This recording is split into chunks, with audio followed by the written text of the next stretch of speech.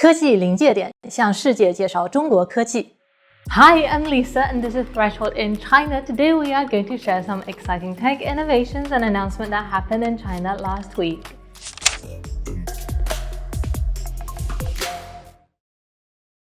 Just as the US government is imposing new restrictions on the sale of advanced GPUs to China, aiming to hinder its development in AI, researchers from Tsinghua University have achieved a surprising breakthrough.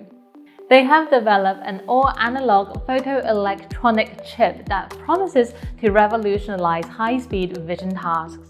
The chip Axel combines electronic and light computing to achieve unprecedented energy efficiency and computing speed for vision-related processes, overtaking the current high-performance AI chips in these critical areas.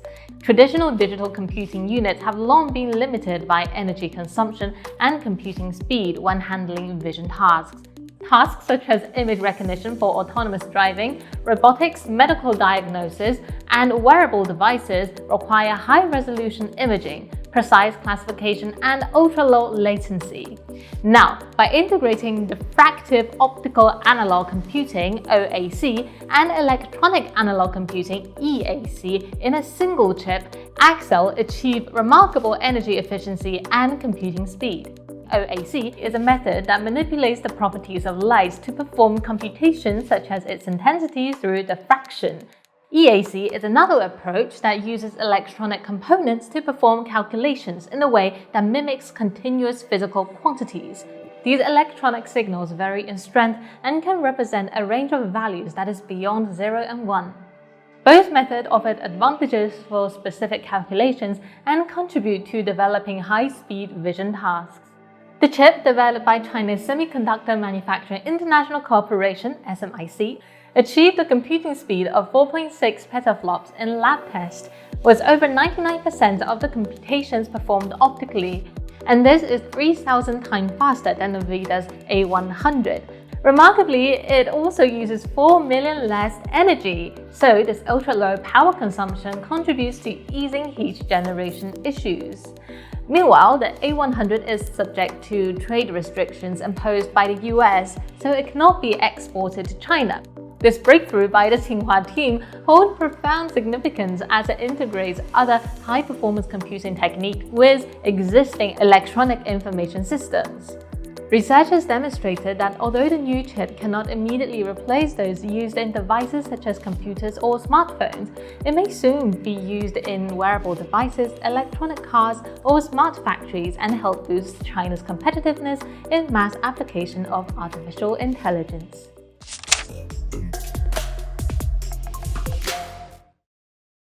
For decades, traditional Chinese medicine has been seen through the lens of skepticism, often classified as pseudoscience.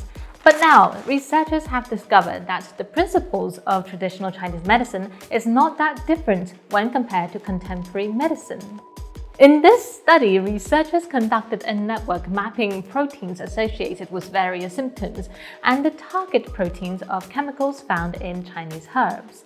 Target proteins are proteins in the human body that the chemicals in a particular Chinese herb can affect or interact with.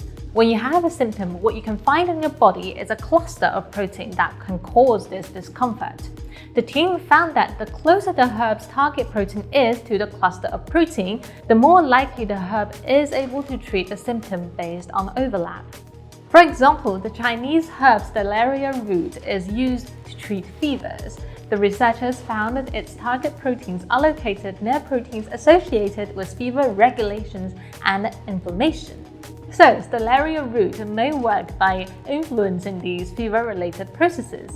By analyzing this protein network, the research team showed the herbs prescribed in traditional Chinese medicine tend to have target proteins near the protein linked to the patient's symptoms.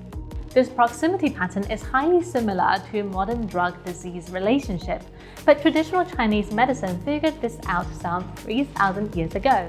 The team validated the network using medical records from over 1,900 liver cirrhosis patients.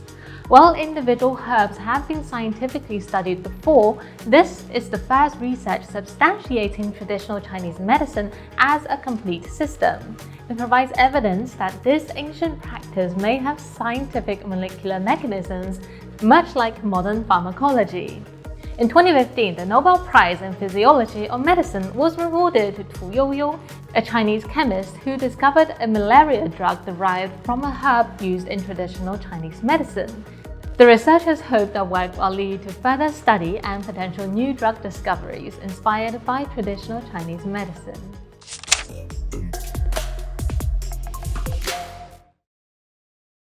Scientists from the Chinese Academy of Science have revealed how vitamin C protects the spinal cord from aging in primates like monkeys and humans. To explain their findings, let's imagine the spinal cord as the body's main electrical cable. It sends signals that stir everything from movement to sensation. As we age, this cable can wear down and leads to slower communication between the brain and the body's nerve and less function. So what caused the cable to wear down? The researchers pinpointed motor neurons as the most aging-sensitive cells. They mapped out the monkey's spinal landscape using single-cell sequencing and highlighted a new class of microglia growing around the aged motor neurons. These cells produce CHIP1 protein, which accumulates like rust, hindering motor neurons with the SNAD signal. Levels of this spinal rust also increased in aged monkeys and humans. Because the spinal cord controls muscles in our body, these insights may explain multi-system aging. Most importantly, the scientists found vitamin C can help to clear out this aging rust. It protects motor neurons from CHIP1's wear and tear. Taking vitamin C supplements for 3 years robustly reversed aging traits in aged monkeys' motor neurons. Likewise, in lab dishes, vitamin C also shielded human motor neurons from CHIP1's damage. Targeting CHIP1 could yield new treatment for deteriorating conditions like ALS. Research efforts are ongoing to understand the underlying mechanisms and develop potential treatments.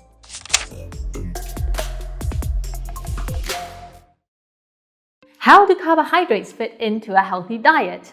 Central Cells University in China carried out a research that links the amount of carb we eat to a protein called clotho, known for its connection to aging and health.